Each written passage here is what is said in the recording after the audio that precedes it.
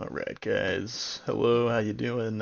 Today we're going to be getting Pokemon Quetzal downloaded for you and set up so that you can play it with a buddy who is not sitting next to you at your computer.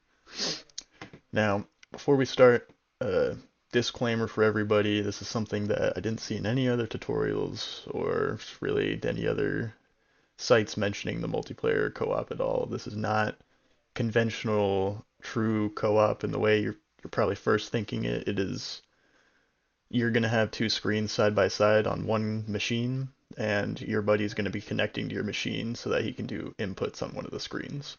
So before we start, disclaimer, keep that in mind. If that doesn't sound like it's your cup of tea, then that's your right. But after my experience with the game, I'd say it's still pretty worth it getting this set up. So let's get started here. We got the Visual Boy Advance you're going to want to get downloaded. I'll have all these links in the description. And just get Pokemon Quetzal downloaded. Visual Boy Advance is going to be what lets us run our ROM games, so just get both of those extracted to wherever you want them. I put them on my desktop for ease of access. Got our Visual Boy Advance there, and our Pokemon Quetzal. And so from here, as you can see, we got different save names here and different named Pokemon Quetzal. So this is very important when you're playing two-player. My name's David. Player 2 is Ryan. And so player 1 here, this was just my original Quetzal game, and then I copied it and renamed it Ryan. And so now we're going to have two separate instances running, one David, one Ryan, and they're going to make their own save states, as you can see. So that's just very important. You can't be running it from the same application. So we're going to get player 1 opened up here.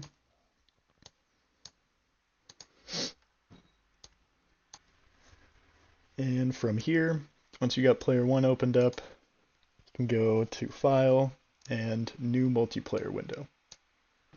That'll open up player 2's window. And then from here, you want to go to File, Load ROM, and it should take you to your Quetzal folder automatically. If not, you just gotta navigate and find where you stored these files here. And so player 2, Ryan, get that loaded up. Alright, and so one thing you guys should do before you really get started is get your key bindings out of the way. And the way you're going to want to do that is go to Tools, Settings, and here you're going to see Controller, Keyboard, but it's also important that you put here in Interface, you're going to want to enable opposing input directions. And so that's going to make it to where when you're using a controller on one side, this side can still use the keyboard without you needing to swap between which window you have selected. So, got controller on player 1, and I've got keyboard on player 2. I forgot I have to have this window selected. Whatever the keyboard window is the one you're going to have selected, I'm pretty sure.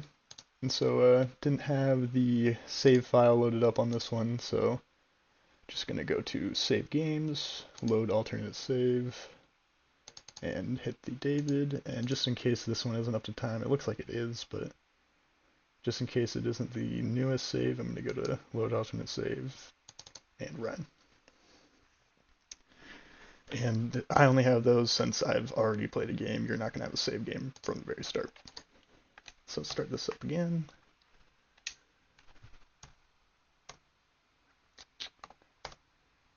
I forget what his stinking, yeah, his key bindings are weird. Alright.